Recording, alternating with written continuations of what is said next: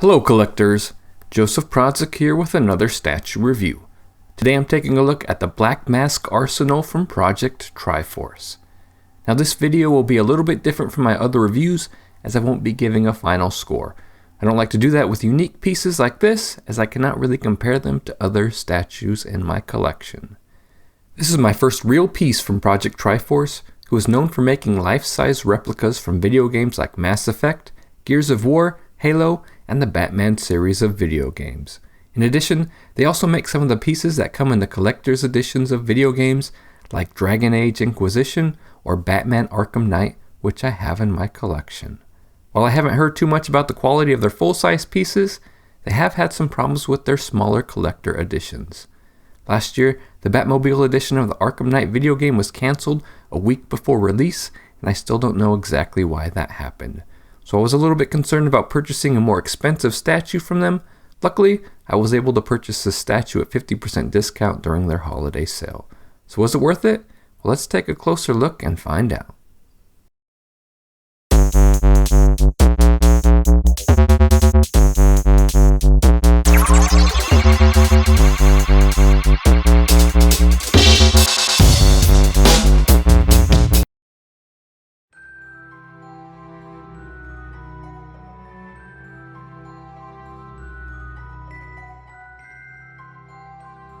Roman Sionis, also known as the Black Mask, is a notorious Gotham crime lord who appeared in the hit video game Batman Arkham Origins.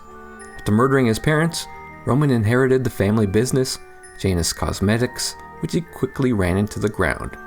After being bailed out by Wayne Industries, Roman was both embarrassed and furious, so he turned to a life of crime and vowed to take revenge on Wayne Industries. My first impression when receiving this statue was that of quality. The internal box had styrofoam at the corners, and the statue had not one, but two brown shippers. Not only that, but both the art box and the internal foam were wrapped in plastic. Project Triforce took great care to ensure the statue arrived without any damage. The art box has an outer cover, which shows the suit of Roman Sionis, which I thought was a nice touch. When you take the cover off, it reveals the inside of the box, which is like a makeup box from Janus Cosmetics, a nod to Black Mask's past. The Black Mask Arsenal comes in 3 pieces. You have the brass knuckles, the bottom of the base, and the Black Mask itself. When taking the pieces out of the box, the first thing I noticed was how heavy everything was, especially the Black Mask. Let me tell you, this thing is solid, which really surprised me as it's a replica of a mask. It doesn't need to be solid. The second thing I noticed was the spikes. When I removed the plastic, I initially placed my fingers in the openings to both the base and the mask, where they were quickly greeted with spikes. I thought this was both funny and ironic, as the Black Mask is known as a master of torture. The statue can be displayed in a couple of different ways. The base can be split apart to reveal the spikes inside, or it can be combined with the Black Mask sitting on top. I'm really happy with the quality of the Black Mask itself, though I don't think anybody is going to be mistaking it for the real thing. I'm not sure that would have been the way to go, as we might be looking at this thing as more of a children's toy if they had. Something similar to what DC might bundle with a graphic novel and charge $40 for.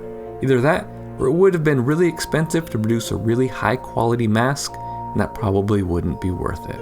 I am happy with the middle of the road approach here. I am a tad disappointed with the brass knuckles though, or knuckle dusters as they are called. While they too are solid, they seem like they would be right at home bundled with that $40 set from DC. They seem overly large, more like a toy than brass knuckles. That being said, my friends often tease me for having small banker hands, so it could just be me. This is obviously intentional, so that people can actually see them when they are displayed. The Black Mask Arsenal is priced at $400 and has an edition size of 500. Project Triforce often has big sales around the holidays, and I was actually able to get this piece for only $200. I think $400 might be a little bit much for this piece, but at $200, I think it is a bargain, and I would probably be comfortable paying in the $300 range. I definitely recommend this statue, but only at the right price. I'm really glad I decided to add the Black Mask Arsenal to my collection. I think it is going to look great displayed next to other collectibles like Batman Noel and Deathstroke from Prime 1 Studios. The statue is bordering on being called a bust, which I don't collect, but was different enough for me to still add to my collection. Though I'm probably going to pass on their other Batman collectibles, that's mostly due to space reasons and not because of any disappointment in this piece. I've had my eye on some of their Mass Effect replicas for a while now, and I think it's time for me to pull the trigger. No pun intended.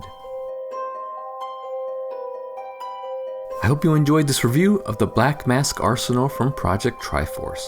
I'm really looking forward to seeing what Project Triforce has in the future, as they are starting to produce more statues rather than just prop replicas. Until those Prime 1 statues arrive, I think I'm going to display them here with my other Gotham collectibles. Be sure to visit my website, statuereview.com, where I like to post up some of the latest statue news. For more statue reviews and updates on my collection, don't forget to subscribe to my channel. A couple of people have asked for a tour of my room, and I can assure you that it's coming soon. I just need to get the room in a state that I am happy to display it in. I'm always rearranging and changing it up, and I can be a little bit picky with my display. Until then, I will continue to post reviews of any new statues that arrive. This has been Joseph Project for Statue Review. Thanks for watching.